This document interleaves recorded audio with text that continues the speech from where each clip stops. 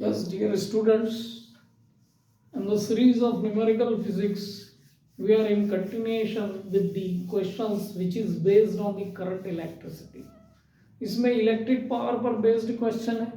हम हमारी अप्रोच ये है कि हम electric power means current electricity के चैप्टर को कंटिन्यू करते हुए कुछ क्वेश्चंस को सॉल्व करके फिर आगे नेक्स्ट चैप्टर की ओर चलेंगे. बेसिकली जो क्वेश्चंस हैं कॉम्पिटिटिव एग्जामिनेशन में जो पूछे जाते हैं उनमें इस टाइप के क्वेश्चंस जो है काफ़ी इम्पोर्टेंस रखते हैं. आपके ऑब्जेक्टिव टाइप में भी कन्वर्ट हो सकते हैं और इस टाइप के क्वेश्चन जनरली कुछ क्वेश्चंस हम सिलेक्ट करते हैं जो कि जेई मेंस या नीट में आए हुए रहते हैं, उन्हीं को हम बेस बनाकर क्वेश्चंस को सॉल्व करते हैं. तो इस प्रकार से हम इस क्वेश्चंस को कर रहे हैं और इस क्वेश्चंस की जो सीरीज है उसको कंटिन्यू कर रहे हैं. आपको वीडियो लाइक करें, आप वीडियो को शेयर करें और चैनल को सब्सक्राइब भी करें. और इस क्वेश्चन को हम देखते हैं.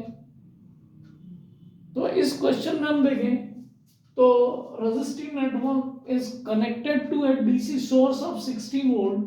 The power consumed by the network is 4 watt. Find out the value of R. और रेजिस्टेंस इज कनेक्टेड है. यहाँ पे इलेक्ट्रिक पावर सप्लाई जो है डीसी के फॉर्म में 16 वोल्ट की बैटरी कनेक्टेड है और रेजिस्टेंस इस टाइप से कनेक्टेड है. तो यहाँ देखिए पैरेलल कॉम्बिनेशन है, फिर सीरीज है, फिर पैरेलल है, फिर सीरीज है. इस तरीके से टोटल कॉम्बिनेशन है इस नेटवर्क का. तो हमको सीरीज और पैरेलल का कॉम्बिनेशन का फार्मूला यूज करके हम इसको फर्स्ट इक्विवेलेंट रेजिस्टेंस को हम कैलकुलेट कर लें. तो यहाँ देखें तो ये दोनों पैरेलल में है तो हम सिंपली डायरेक्ट ले सकते हैं कि 4 इंटू 4 आर भी है तो मैं आर स्क्वायर डायरेक्ट लिख देता हूँ. प्लस इन दोनों रेजिस्टेंस को आप ऐड कर दें, ये डायरेक्ट हो जाता है आपका 4R. प्लस सीरीज में रेजिस्टेंस आर है, इसको आप ऐड कर दें. प्लस ये दोनों रेजिस्टेंस पैरेलल में है तो इनको पहले मल्टीप्लाई करें 12R और डिवाइडेड कर दें 6R प्लस 12R से. और फाइनली ये रेजिस्टेंस भी सीरीज में है. तो इस तरीके से हमको पूरे नेटवर्क का इक्विवेलेंट रेजिस्टेंस मिल जाता है. इसको हम कैलकुलेट करते हैं तो ये हो जाता है आपका 16R square upon 8R plus ये R प्लस R 2R हो गया आपका और ये हो जाएगा आपका 72R स्क्वायर अपॉन 18R.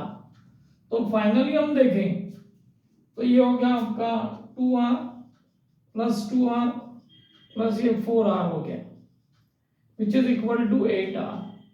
तो इक्विवेलेंट रेजिस्टेंस हमने कैलकुलेट कर लिया. अब हम देखें कि पावर कंजम्पशन कितना होगा इस पूरे नेटवर्क में. तो पावर कंजम्पशन के लिए हमारे पास में फार्मूले हैं. P is equal to electric power is equal to I square into R. अब इस ब्रांच में करंट या तो आप डायरेक्ट भी कैलकुलेट कर सकते हैं. डायरेक्ट कैलकुलेट करना है तो आप सिंपली फार्मूला यूज कर लें V स्क्वायर अपॉन R. इस फार्मूले को यूज करके या I स्क्वायर R से भी किया जा सकता है. इसमें कैलकुलेट करना पड़ेगा हमको करंट, तो हम डायरेक्ट भी ले लें. तो ये हो गया आपका सप्लाई जो है 16 का square and R is your 18R. तो इलेक्ट्रिक पावर आपको जो दिया है वो दिया है आपका 4. तो यहाँ पर हम देखें तो टोटल 16 का आ गया. R इज इक्वल टू हो जाएगा आपका 16 इंटू 16 कर दें आप सिंपली 8 इंटू 4 कर दें तो ये 4 टाइम्स और ये 2 टाइम्स. तो R इज इक्वल टू आपको 8 की वैल्यू मिल जाती है. हमको बेसिकली क्या कैलकुलेट करना था, find the value of R की वैल्यू कैलकुलेट करें. तो R इज इक्वल टू 8 मिल जाता है हमको. 8 ओम आ गया आपका वैल्यू आ गया. तो इस प्रकार से हम न्यूमेरिकल को कर सकते हैं कि इलेक्ट्रिक सर्किट के न्यूमेरिकल को जो कि मोस्टली बेस्ड होते हैं सीरीज और पैरेलल कॉम्बिनेशन पे, current division method end voltage division method कुछ जगह पर यूज होती हैं इन सम प्लेसेस. और आप केसीएल और केवीएल आपको अच्छे से पता होना चाहिए. Then you can do and you can solve the electric circuits.